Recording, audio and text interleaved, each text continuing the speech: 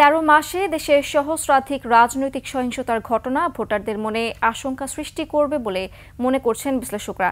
রাজনৈতিক অন্তর্কন্দল এবং প্রতিপক্ষের সমালোচনা অনেকটা গা সওয়া ব্যাপার হলেও জাতীয় নির্বাচনে এর প্রভাব এড়াতে সংযত ও সচেতন হবার পরামর্শ বিশ্লেষকদের। বিস্তারিত আকবর হোসেন সুমনের রিপোর্টে।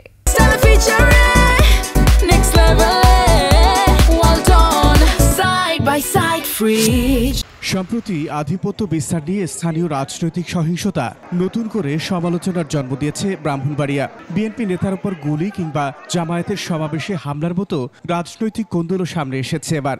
আমাদের একটা অবজারভেশন হচ্ছে গত ৩-৪ বছরে যে আপনার ২১ সাল, ২২ সাল, ২৩ সাল বা ২৪ সালেরও যদি আমি প্রথম যে ৬ মাস আছে আওয়ামী লীগ সরকারের, সেই সময় কিন্তু রাজনৈতিক সহিংসতার ঘটনা অনেক ঘটেছে, কিন্তু এই এক বছরের সহিংসতার পরিমাণটা কিন্তু ওই তুলনায় কিছুটা বেশি। বছর জুড়ে গণমাধ্যমে প্রকাশিত এমন সব খবর আর ঘটনার সত্যতা যাচাই করে হিউম্যান রাইটস সাপোর্ট সোসাইটি প্রতিবেদন প্রকাশ করেছে। এতে গেল বছর সেপ্টেম্বর থেকে চলতি বছর সেপ্টেম্বর পর্যন্ত ১,০০০-এর বেশি রাজনৈতিক সহিংসতার ঘটনা উল্লেখ করা হয়েছে। এর মধ্যে রাজনৈতিক কোন্দলে নিহতের তথ্য দিয়েছে ১৬০ জনের, আহত ৮,০৫০ জন। রাজনৈতিক সংগঠনের অন্তঃকোন্দলের ৫৩৯ ঘটনায় ৮৫ নেতাকর্মী নিহতের কথা উল্লেখ করা হয়েছে প্রতিবেদনে। রাজনৈতিক সহাবস্থানের পরিবর্তে সহিংসতা ভোটের মাঠে প্রভাব ফেলবে বলে মনে করেন এই বিশ্লেষক।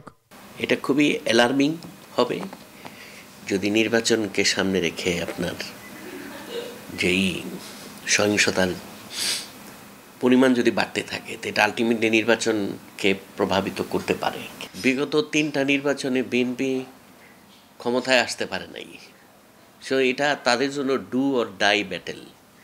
এই ব্যাটেলের কারণে তারা মারামারি বেশি করার সম্ভাবনা থাকবে এবং সেই মারামারিটা হওয়ার সম্ভাবনা বেশি জামাতের সাথেই। অন্তঃকোন্দলে দলীয় সিদ্ধান্তে সুরাহা না হলে আইনি পদক্ষেপ জরুরি। অন্তত গণতন্ত্র চর্চার পরিপন্থী যে কোনো ঘটনা এড়িয়ে চলার পরামর্শ এই বিশেষজ্ঞের। যার বিরুদ্ধে ব্যবস্থা নিচ্ছে সেও জানে একটা সময় গিয়ে কি হবে, আর যে ব্যবস্থা নিচ্ছে সেও জানে যে এই ব্যবস্থা কিসের জন্য।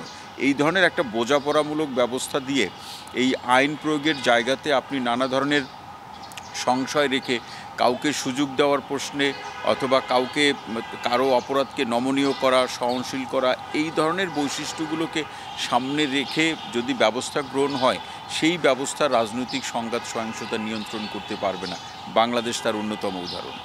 HRSS এর তথ্য অনুযায়ী আধিপত্য বিস্তার, রাজনৈতিক প্রতিশোধ, মব ও সমাবেশ কেন্দ্রিক সংঘর্ষের পাশাপাশি চাঁদাবাজি ও স্থাপনা দখল উদ্বেগজনকভাবে বেড়েছে। আকবর হোসেন সুমন, ২১ টেলিভিশন, ঢাকা।